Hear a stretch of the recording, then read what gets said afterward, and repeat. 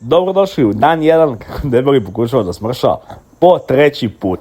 E sad, ovo je glavni i odlučujući put s obzirom da ću treniram malo jače nego ikad. Imamo 119,4 kg laganini lagana za nas, tako da ajmo. Dok sam čekao da mi se skuvaju jaja, uzeo sam da završim cenovnik. Ovaj dizajn sam pravio ja, iskreno baš sam ponosan. Štamparija ima da gori i naravno izmerio sam se da vidim koliko sam zapravo debeo. 119 kg sam imao ujutru, prije dok sam se merio, upalio sam klimu i ovo je posljednji dan da sam na antibioticima, tako da jedno čekam i to da se završi, ali zato bojler mora da se gasi jer debeli svako leto se tušira isključivo ledenom vodom. Znate da sam srećen zbog toga, ali bože moj, barem su jaja bila dobra. Ušto doručak, znate da obožavam ajvar, ovdje ima negdje oko 450 kalorija, dovoljno da debelog spremi sa Piggy Watchom da ode u teretanu i da pokida taj trening. Napolju je bilo bukvalno 35 stepeni, otopio sam se dok sam došao do teretane, ali evo ga moj divni trener koji će od mene da napravi čoveka. Vratimo, teško mu i zagrijavati.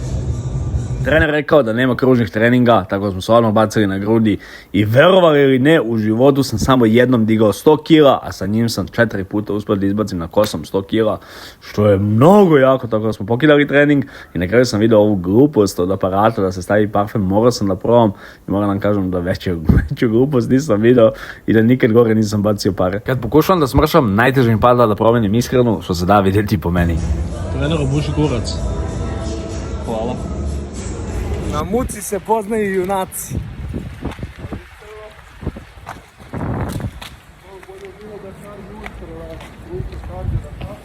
Bolje bi mi ovo kardio ujutro na ranu.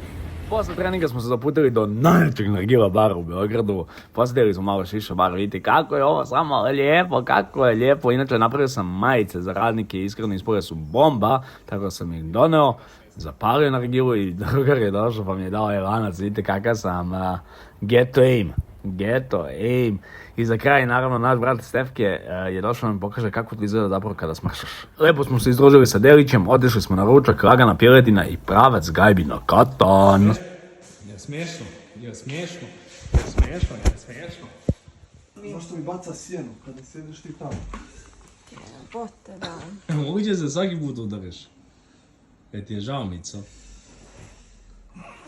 Debra, koji je ovo put? 3. Sad mislim da mi nije ispao koljer. Sad sam tek skonto koliko mi je otekla ruka od treninga, ali vidim da sam ja pokidao obe partije katana. Ovo su bile 2 ekspresne partije, s obzirom sam ih baš usro, što se da vidjeti po njima kako su srećni, a to bi bilo to za današnji dan, a mi se gledamo sutra. Ćao!